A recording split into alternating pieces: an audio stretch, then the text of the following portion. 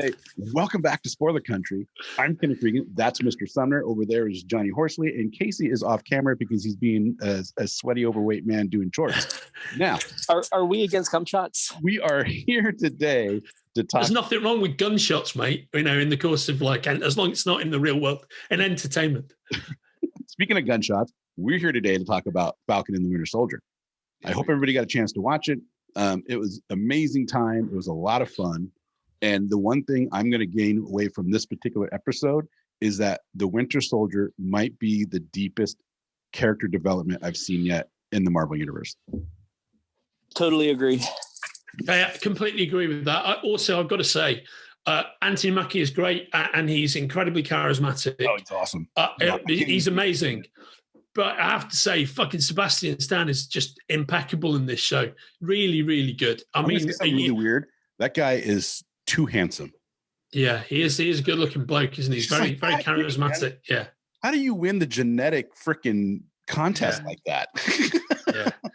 No, but you know, he's been up because the thing is, right? Sebastian Stan, when you see him in his natural form, he's quite naturally kind of slender, kind of like angularly handsome dude, right? Yeah. And he developed this like brutish physicality as the Winter Soldier. So he carries a lot more muscle and heft as the Winter Soldier than he normally does. When you see him as Bucky in First Avenger in World War II, he's actually quite slender. He really packs it on, and he's got the long hair and the beard and everything as well. He really packs it on for the Winter Soldier, and now he's kind of like. He's gone to that post-Winter Soldier cut his hair short. He looks a bit more like the classic Sebastian Stan now. Yeah. But what he's great at doing, I think there are just some wonderful moments of just pure charisma when he's talking to his psychiatrist, played, by the way, by the great Amy Aquino, who is the lieutenant, the boss from Bosch. She is the boss from Bosch. If you watch Bosch, right? Yep. She's Bosch's boss from Bosch, and she's an amazing actor. But his really playful scenes with her, where he's kind of cracking his jokes and whatnot, you can see the seeds of what his relationship with Sam is going to be. And when he's on the date with the girl, he's just so great. And then when he's being haunted by his actions as the Winter Soldier, just so good, man. Really enjoyed it. I love the fact that they're taking like an Alcoholics Anonymous 12-step program with him, and he's trying to get the point where he's asking for forgiveness, making amends. Thank you. Yeah. And it's it was so powerful, it's like you're watching him just break down mentally.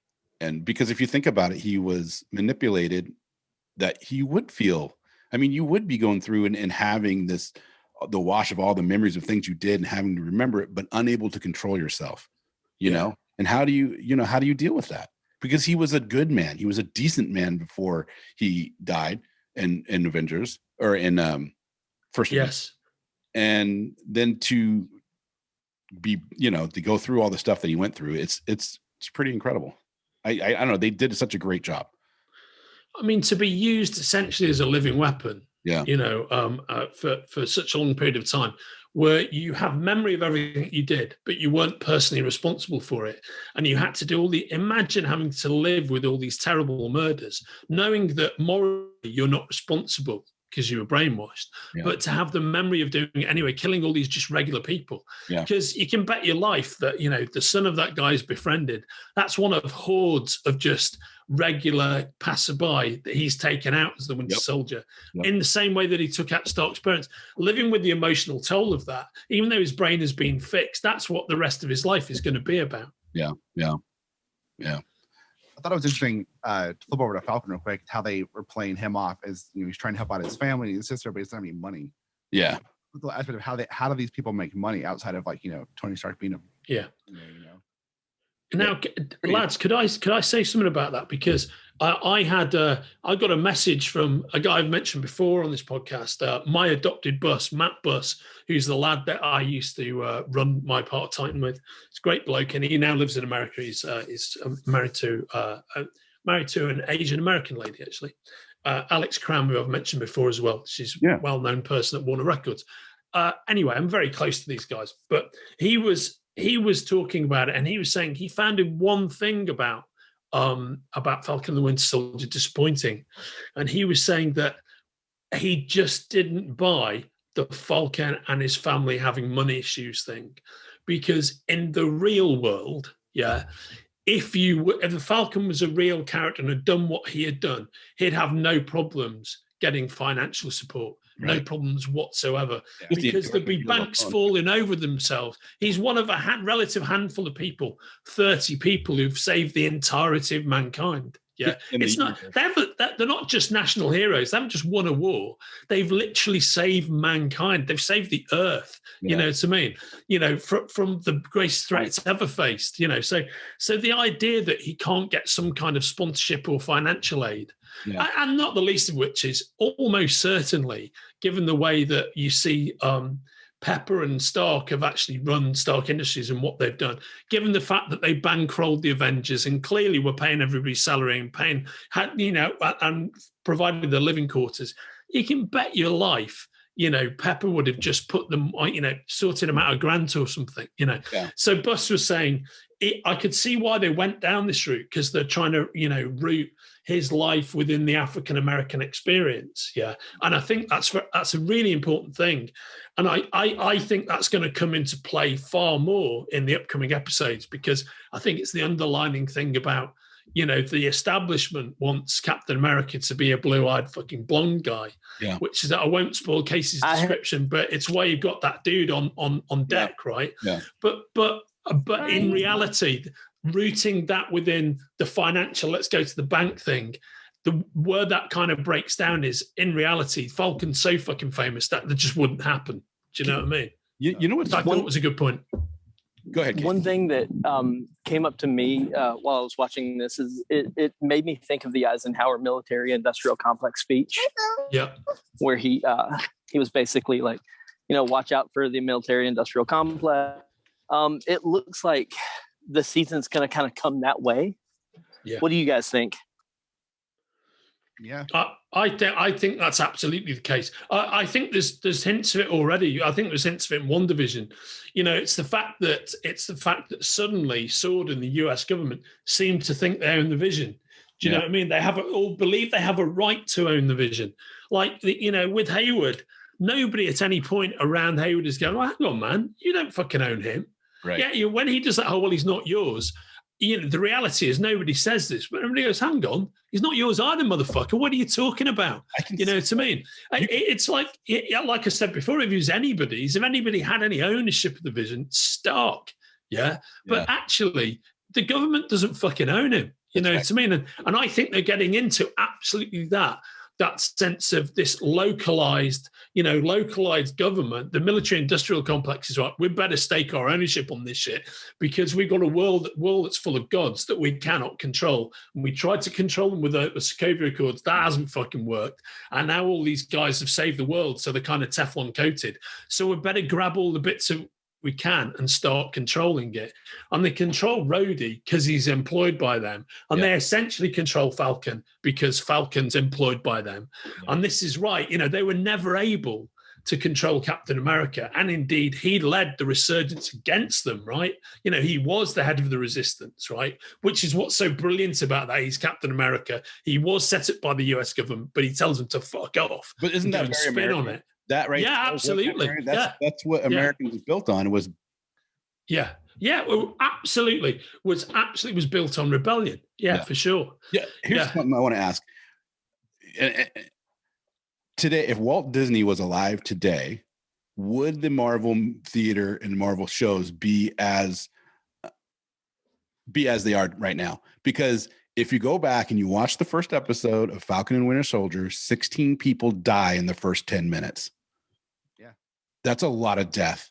And when Pulp Fiction came out, eventually they will unfreeze his head and we will know for sure. Mate, you fucking beat me to it, Casey. That's exactly what I was going to say. I totally missed it.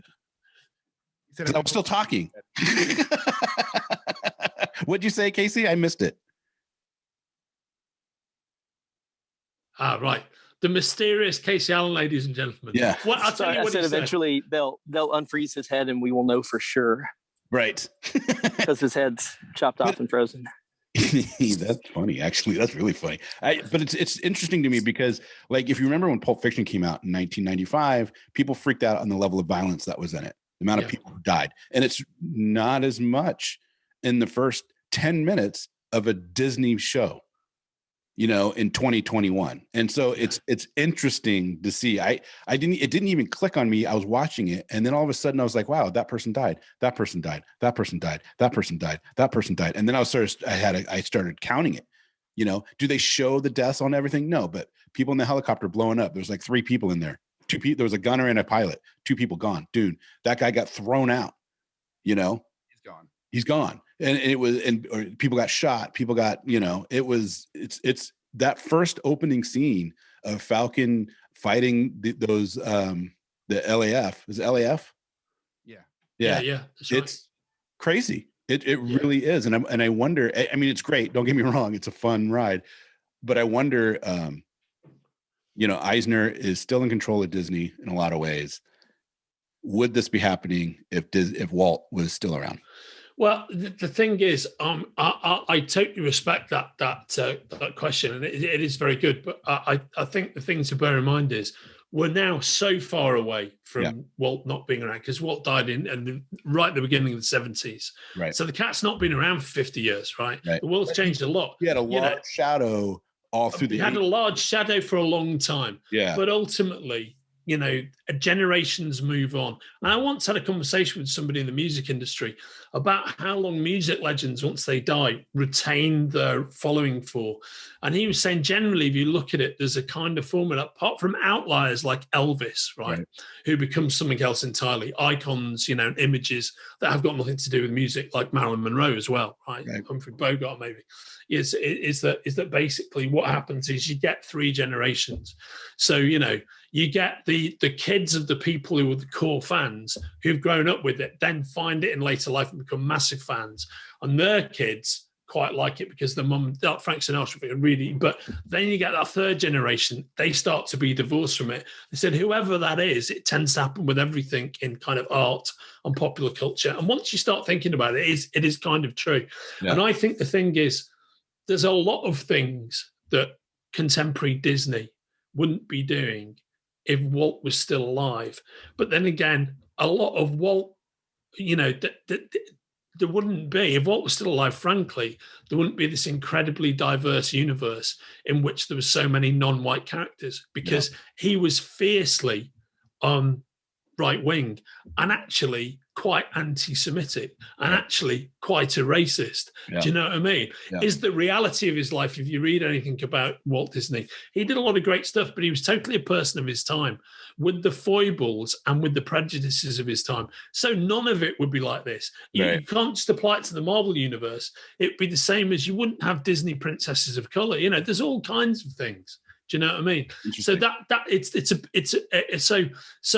it's almost like it's an impossible. It's kind of like saying, "Hey, man, what if Adolf Hitler had won World War II and controlled the US and the UK, and he was still somehow alive? What would that world look like?" That it's as much of a construct thinking is Walt going to be alive? And as to your point about, exactly. As to your point about the violence, I think the thing is there is one massive difference between, you know, when Disney and when Miramax made the early Tarantino films and the huge level of violence in them, and the violence we're looking at now, I think number one of the things that was very much brought into the comics universe during Ed Brubaker and Steve Epting's run on Captain America, which is, to my mind, the best Marvel comics run ever. Yeah, and Brubaker is just the man, right? Yeah. What he introduced is, for years and years, there'd been all this stuff in Captain America comics, like he was like Batman or something, where he was like, oh, well, I mustn't kill and I mustn't do this and I mustn't do that. And Brubaker was the first guy to rock up and go, hang on, that is fucking nonsense. He's a soldier. He kills people. That's what he did. You know what I mean? He didn't go all the way through World War II not carrying a gun, you know. And so all of Brubaker's World War II scenes with Cap and Bucky, they're all tooled up. They've got weapons. They're taking Nazis out left, right, and centre. He specifically introduced all of that aspect. Not only did he create the Winter Soldier, but he introduced the element of Bucky being slightly older than he'd previously been portrayed as when he was portrayed as a kid. And one of the things that Bucky was he was the arms specialist, who's the marksman, and he's a fucking sniper, and he's got all this incredible death-dealing ability. That all comes from Brubaker. My point is that violence at the beginning of Falcon and Winter Soldier A, Sam is a soldier on a mission. People get killed. That's how it works. That's how the special forces work. And B, it is cartoon violence because you're not ever watching anybody covered in blood. There's no gore. The helicopter pilot, though, does get shot and they show blood splatter onto the windshield. Yeah, that's pretty cool. Yeah, but that's like actually the same level of blood splatter you get in a 60s Bond film. Like when somebody goes into the, in On Her Majesty's Secret Service, when somebody goes into the sno machine, Yeah, it's not RoboCop violence. Well, although RoboCop violence is absolutely hard R-rated, you know what I mean? Yeah. But I do take your point, but I think, that's what's going on. He's a soldier. People are going to get killed. Yeah, it's just interesting. It's very interesting. It's surprising because I grew up in the post Disney, running Disney era, right? Yeah. But I saw, I saw the reruns. I'm old enough to see the re-release of Song of the South. Yeah, right. Well, I mean, I saw the Song of the South a couple of times when I was a kid. Yeah, to me, more than once at the cinema. Yeah, and I mean, she's a product of her time, and she loved that movie, and you watch it now, and it's like, whoa, I don't know how you did this movie, but okay. Well, actually, on that point, actually, it's really interesting, Song of the South, because I think Song of the South, when you're a kid, basically the only bits you remember are the animated sequences, right? And specifically Uncle Remus singing Zippity Doo Dah, which is an amazing sequence, right? Zippity Doo Dah, Zippity Yay. Yeah. But if you watch the whole film, Jesus Christ, it's boring. I mean, not only is it racist as fuck, but it's actually very dull. To me, it's virtually all this stuff, all these people who jump up and down about that movie, you should be allowed to see it. It's fucking boring, man. It's not very interesting at all. It is. No, it's not. So to fall back on Brubaker real quick, did you see his comment about the show he made? Oh, do you know what? I did, Johnny, and I think it's absolutely worth talking about for a second, because I found that very interesting. I'm a huge Brubaker fan, as you know. Mm-hmm. I've interviewed him for Forbidden Planet TV, which you can check out on YouTube, and he's my favorite creator. But I think what he said was actually, it's quite important, I think, Johnny, because it covers off a whole bunch of things that have become very important about how comic characters get created and how the creators of the big DC and Marvel characters have been rewarded. It is, and it's like, he's getting as a fan watching the movies, you don't realize that the people who created these worlds these movies are based off of are only really getting a thank you at the end of the movie. Like they're not getting any cash. Yeah, they should get out. And the truth is, Brubaker and Epting, they created the Winter Soldier out of whole cloth. And not only that though, but it's their iteration of Cap. They are hugely more than anybody. I know that. Okay, Simon and Kirby deserve the credit for creating Cap and Bucky, of course, right? Right. But the reality is, the version of Cap and Bucky that you see in all of these movies, it's the Brubaker and Epting version, 100%. Right. And to the point where wholesale lifts Brubaker's dialogue and his takes on the characters. I think it's just, I'm just going to read a little bit of what Brubaker wrote, and he wrote it in his newsletter that he sends out, which, by the way, it's called From the Desk of Ed Brubaker. It's a kind of monthly email he does. If you're a fan of his work, you've got to subscribe to it. It's really good. But as part of that, he said, today, the Falcon and Winter Soldier show debuts on Disney Plus, which I sadly have very mixed feelings about. I'm really happy for Sebastian Stan, who I think is both a great guy and the perfect Bucky Winter Soldier. And I'm glad to see him getting more screen time finally. Also, Anthony Mackie is amazing as the Falcon, and everyone at Marvel Studios that I've ever met, all the way up to Kevin Feige, have been nothing but kind to me. But at the same time, for the most part, all Steve Epting and I have gotten for creating the Winter Soldier and his storyline is a thanks here or there. And over the years, that's become harder and harder to live with. I've even seen higher ups on the publishing side trying to take credit for my work a few times, which was pretty galling. To be clear, I'm not talking about Tom Brevoort, who was a great editor and was really helpful. So yeah, I've got mixed feelings, and maybe it'll always be like that, but I sure hope not. Yeah, that says it all, doesn't it? I mean, you know, what he does go on to say, which is true, is that he's then had this very mainstream success. He's probably the most successful creator, author of creator-owned material. The stuff he does with Sean Phillips, all the criminal stuff, is wildly successful, and they own all of that. And he goes to say, you know, the shop window that doing Captain America for 10 years gave him did open that door, and that's true. Yeah. And he has got all the credit for the Winter Soldier. He's always credit in the movies. But come on, those guys are making so much fucking money that, you know, if you can, yeah, if you can give those percentage points to RDJ, who deserves them? Don't get me wrong. You know, to Evans, to whoever, fucking hell, you can give Brubaker and Epting, 0.25 of the gross, and they'd just be happy as Larry. Do you know what I mean? Yep. It's a simple thing to do, and this is why a lot of people have problems with Stan these days, and why you get others. We could do a whole episode about True Believer, the recent biography of Stan, which, by the way, I totally recommend. It's very fair and balanced, even though a lot of people have taken against it. Oh, yeah. It's impeccably well researched. It's the best written Stan autobiography, Stan biography by a long way. It's Stan in color. Yeah, and it's really good stuff. But you know, he's like everybody else. You know, like all great people, he's flawed. But I would say, the major strike against Stan, and now the major strike against the corporations that own DC and Marvel, is that they don't cut these creators in retrospectively for some heavy bread. Now, they've done it with one or two people because they realized the black eye they would face would be too great. So ultimately, Siegel and Schuster got a decent, not a brilliant deal.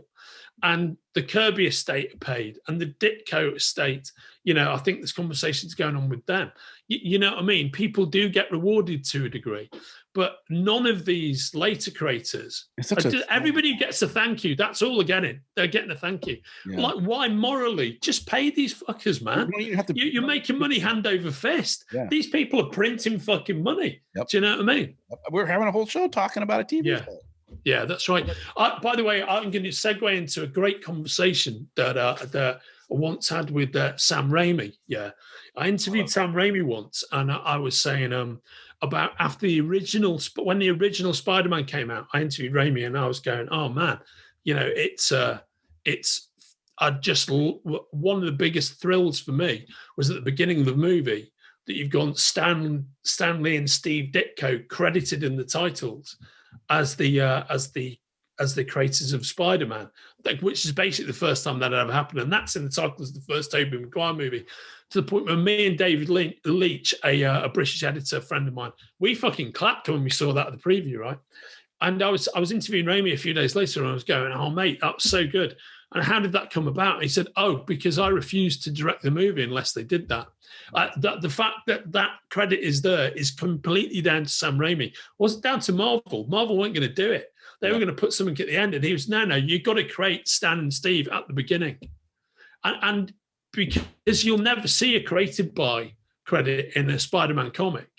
You know, you might do nowadays. Back in the day, before that movie launch, you never saw Spider-Man created by Stan Lee and Steve Ditko. I think they do that stuff more now. But yeah, that was a real first, and that was completely down to Sam. It was not down to Marvel.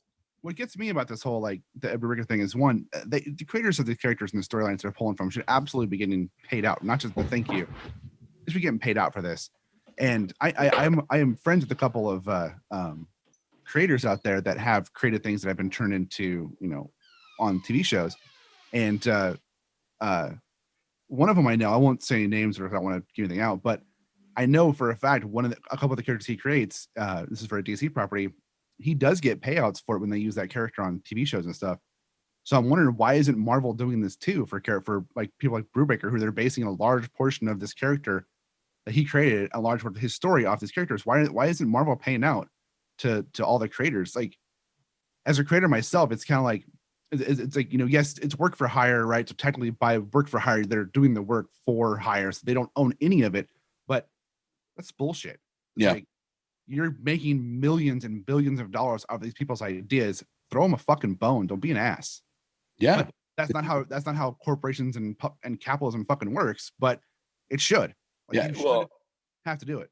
It can work that way. It's not the system that's set up to not work. It's the people running it. Yeah. They just see money, and then paying for something that they feel they already own is the problem. Really, it should be in the contracts.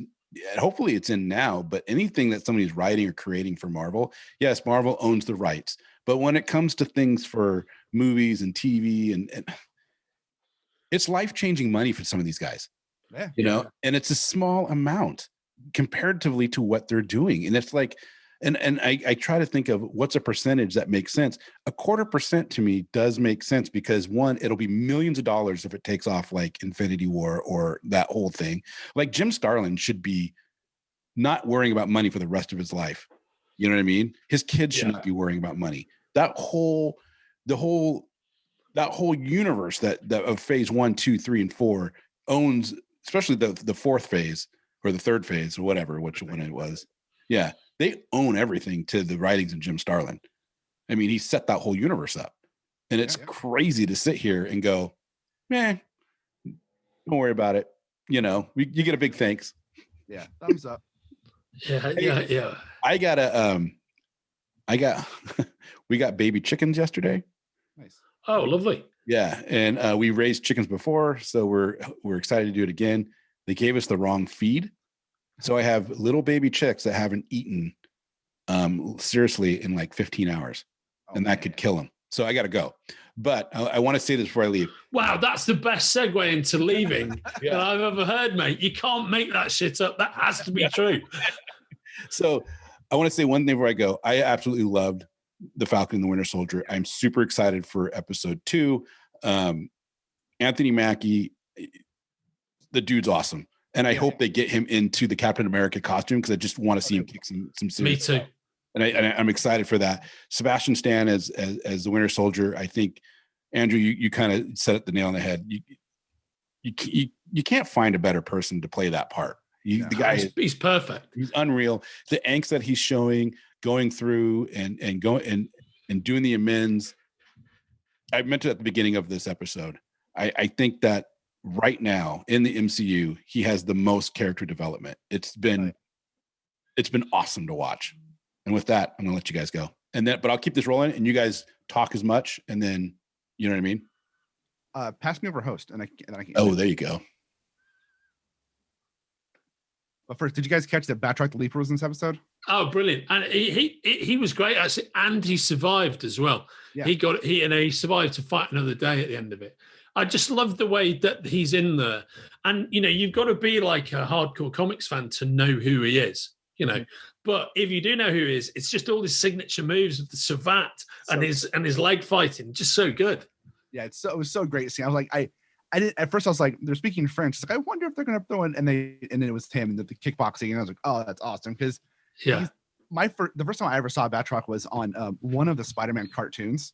Right? Yeah, he shows up and he's kind of overly cartoonish Frenchman. He's like the Pepe Le Pew of the Marvel universe, isn't he? Right. But then I read some comics he was in, then I was excited to see him here. I was like, oh, that's awesome. They brought him in. Yeah. I think the way they've done Batroc is fantastic, because he could be such a ridiculous character. They've managed to take the seeds of everything that's good about him and the seeds of his costume without making this wild, like French stereotype, to me. It's done really, really well, I think. Yeah, that's what Marvel and MCU is really good at, is taking these. They're just great at it. Making them believable and fun. And I don't know why I wasn't expecting this, but I should have. But I wasn't expecting them to drop U.S. Agent at the end of the episode. And have some costume. But like actually, I thought about the episode after I finished it last night. Like, they laid the groundwork for having somebody else in that costume right away.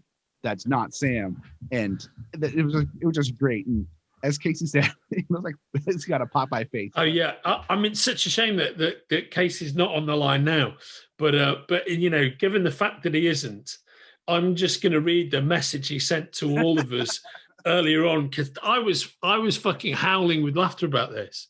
So we get a message from Casey about 2 hours before we start recording this, saying, and I can't do it in Casey's accent, obviously, because I'm English, right? But it's like, they got the most Popeye-faced looking sumbitch to play US agent. And then he's like, super serum, nah, bitch, we on that spinach. Oh, man, it's so that was fucking funny. So spot on as well. And that got into a conversation that we were having about the reality is, that actor, Wyatt, I mean, he like every actor, male or female, actors are good-looking people. When you meet them in the flesh, the one thing I know after years of interviewing these cats is they've always got charisma. They've always got this, like, people who are in movies and TV always have this kind of star, this charisma, this star power about them. Whatever level of success they have, they're just good-looking people.